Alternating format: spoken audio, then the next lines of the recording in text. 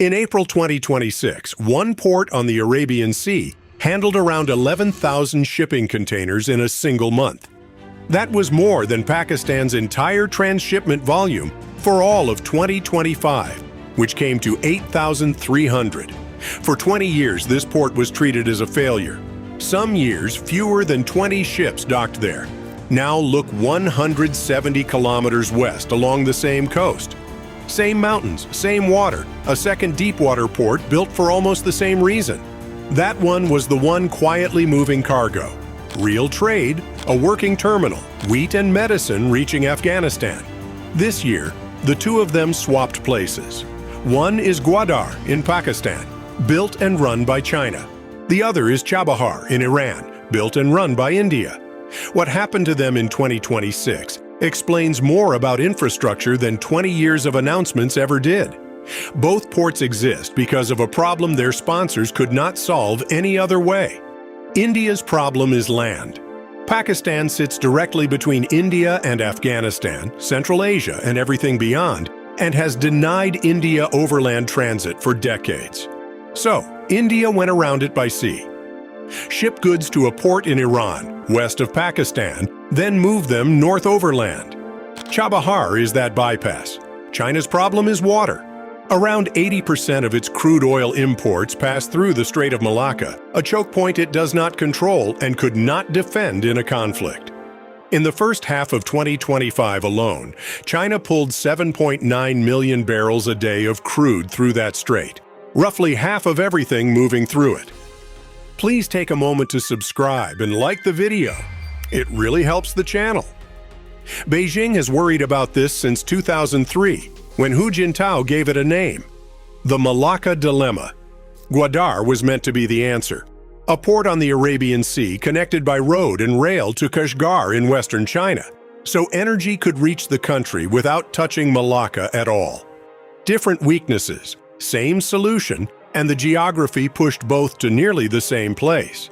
This stretch of the Makran coast is one of the few on the northern Arabian Sea where deep water comes close to shore, because the mountains drop almost straight into the sea.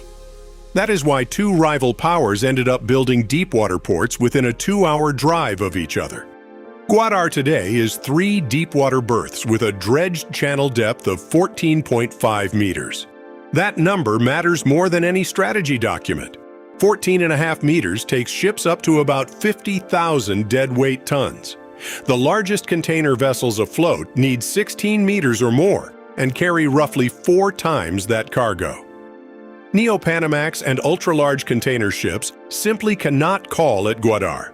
The port and its free zone can currently handle around 16,000 containers, plus about 90,000 square meters of open storage. So that ceiling is physical, not political. Lifting it means another round of dredging and capital nobody has committed yet. Around that port sits the China-Pakistan Economic Corridor, announced at roughly $62 billion of roads, railways, and power plants running from the Arabian Sea to Kashgar. The ambition was always enormous. The delivery was not. For most of its life, Gwadar handled a fraction of its projected traffic. In 2025, it moved about 547,000 tons of cargo in total, which a single large terminal elsewhere gets through in a week. It also sits in Balochistan, where attacks on infrastructure and on Chinese workers have repeatedly stalled progress, and the city around the port has struggled for years with water and electricity. Building a port is one thing. Building the corridor behind it is another.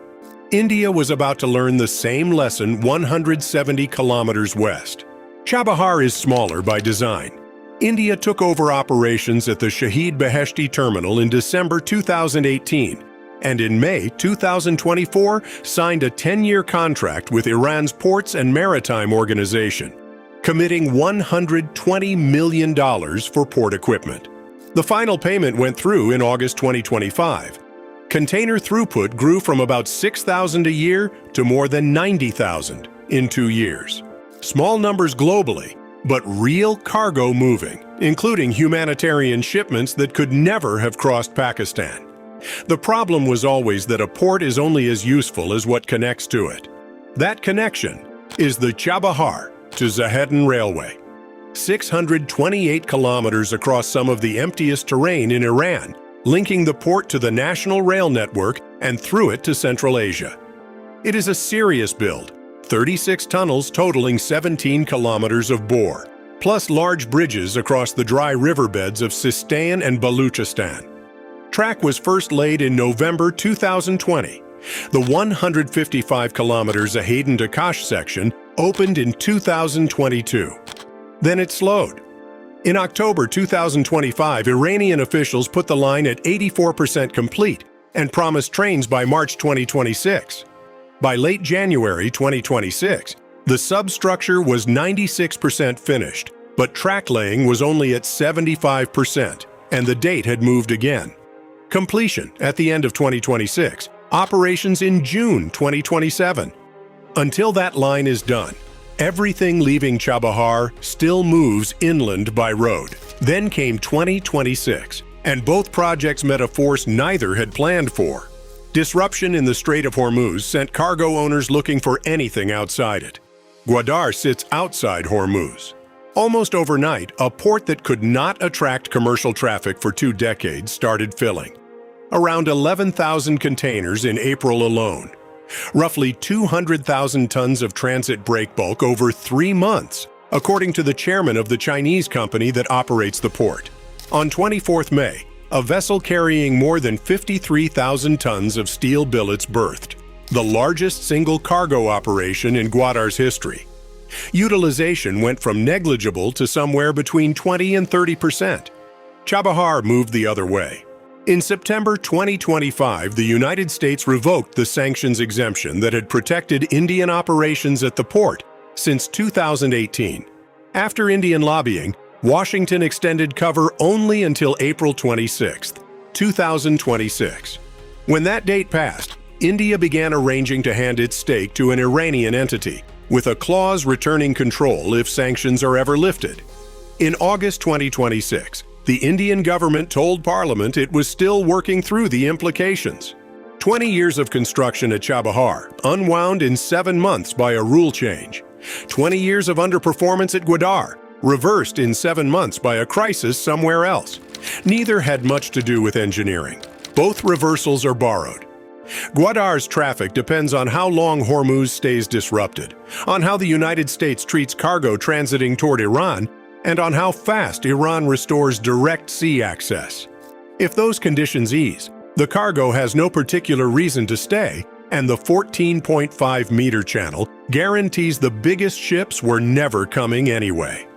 Chabahar's terminal is still standing, still fitted with Indian cranes, and the railway behind it is still being built.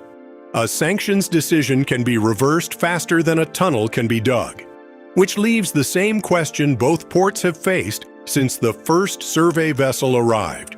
Neither has yet attracted the steady commercial traffic that would let it run without state backing. Both still run on strategic subsidy and political will. 2 ports 170 kilometers apart, built to outlast politics and still completely at its mercy.